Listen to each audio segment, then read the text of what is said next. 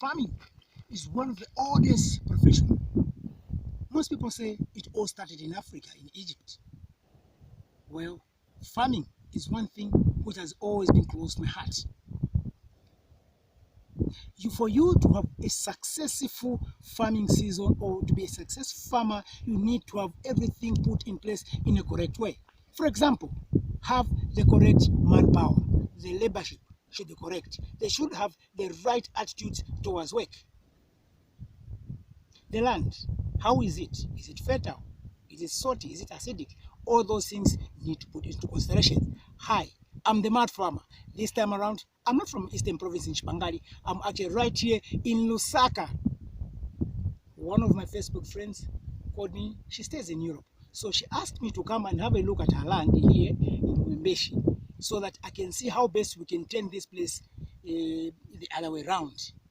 It has to be productive.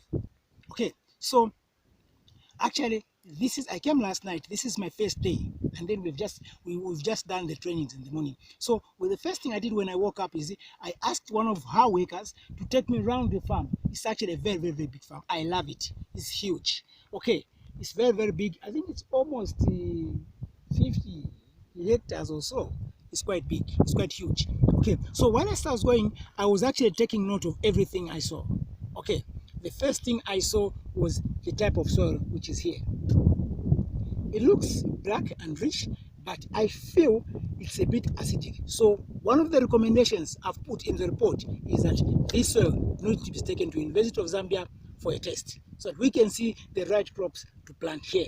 That was the first thing. The second thing I noticed is this thing is not fenced. So some of the onion, the cows usually come in on this farm and then they destroy the crops. So it's one of those things. And then another thing I noticed is the way they had put the piggery and the poultry. Okay, in normal circumstances, the piggery is supposed to face from east to west. That's the way it's supposed to be. And then the poultry houses, they're not supposed to be close to each other. Okay, so those are some of the little things I noticed on the farm. So the first thing I did was this morning, I brought all the workers together, sat them down, and then started mentoring them. One of the things I looked at is they need to know that this is a business and not a hobby. And then we need to do a mindset change. Because farming is a business. And then whatever, if they want to get a good pay, it has to come from this farm, not from her pocket, but from the farm. They need to know that. So the attitude should change. Okay, so we looked at that. And then we also looked at, in the morning, we also looked at how to grow maize.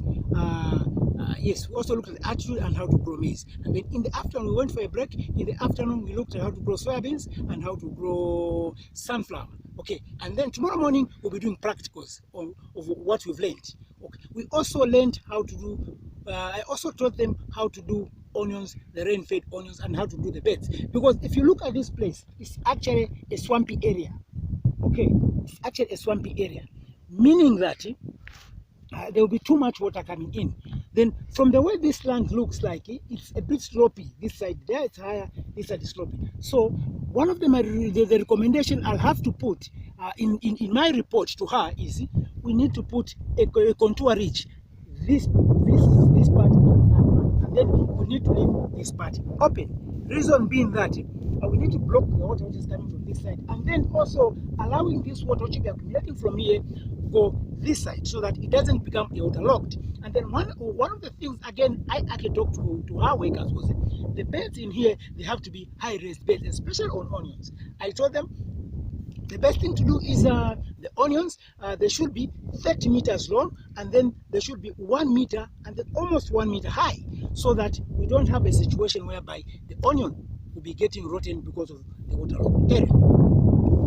And another thing I noticed on the farm is of course there's too much water, because I can see there are 2 boreholes, 2 tanks, which is there's enough water. But I noticed that most of the vegetables are not growing the way they're supposed to, the onions.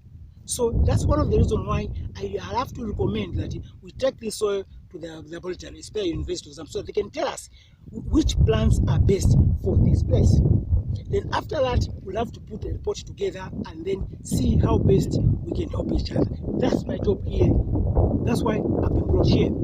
So tomorrow we are going to look at the pigs and the chickens. Let me say the poultry, because on this farm there are turkeys, there are chickens, and then there are other things. So we need to look at all that, including diseases and how to take care of the chickens, the biosecurity and stuff like that. Because as I was going around the farm, I kept on interacting with some of the workers, and then I realized that I noticed that one of the workers who were digging the foundation has got chickens, which has got coesa, the swelling of heads, eyes, and the head. Okay, so I noticed that. So meaning that when that worker comes from his place, he comes here, it's very likely that he can bring